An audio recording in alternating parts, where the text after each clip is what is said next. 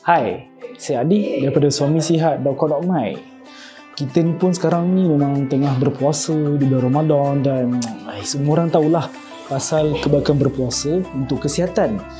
Tetapi, tahukah anda semua yang sebenarnya berpuasa ni bagus untuk kesihatan batin lelaki?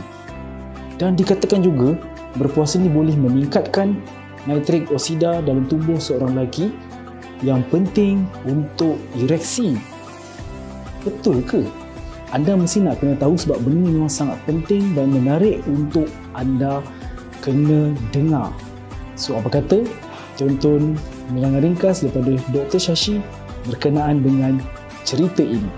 Let's go!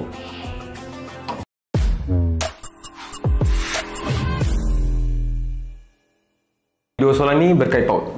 Okey. Kedua soalan ni berkaitan lah. Jawapannya lebih kurang boleh katakan functional towards each other lah. So, soalannya kebaikan berpuasa untuk kesihatan dan satu lagi apa itu nitric oxide dan kepentingan nitric oxide untuk ereksi.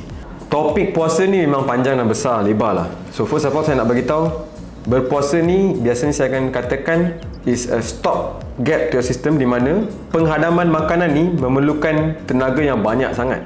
And ni biasalah, kita duduk kat office, bukannya kerja kita keras pun, tapi kita makan 3-4 kali sehari. So apa dia akan buatkan overload kepada sistem kita, di mana penghadaman makanan, pemecahan makanan ni kepada unit-unit yang lebih kecil supaya zat ni boleh diserap. Satu lagi, apa yang kita makan pun penting.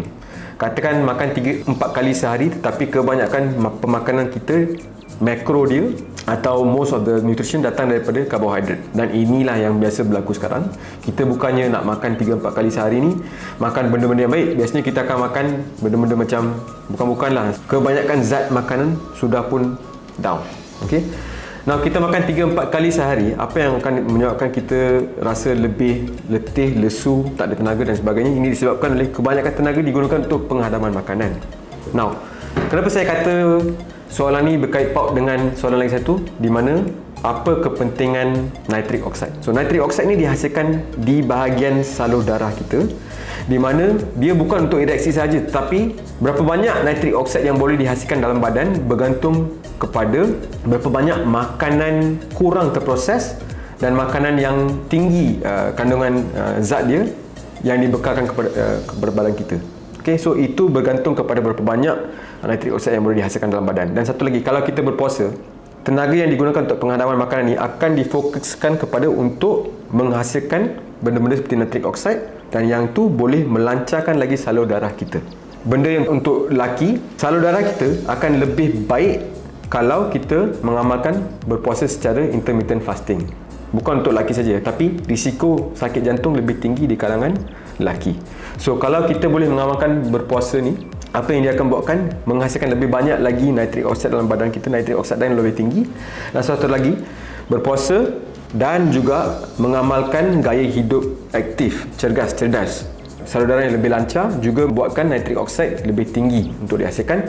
Dia bukan untuk ereksi saja, tapi menjaga fungsi penting seperti jantung, salur darah, dan kalau pump bagus, artinya pipe pun lebih baik. So, apa yang berlaku kalau jantung fungsi dia sangat baik, pump lain-lain pun akan menghasilkan nitric oxide yang tinggi, dan ini menyebabkan kita boleh mendapat ereksi yang lebih baik. Okay? So, this is the function of nitric oxide dalam badan.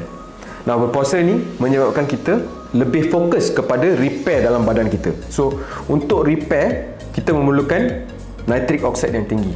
So, berpuasa, nitric oxide yang tinggi, ereksi yang lebih baik. Alright?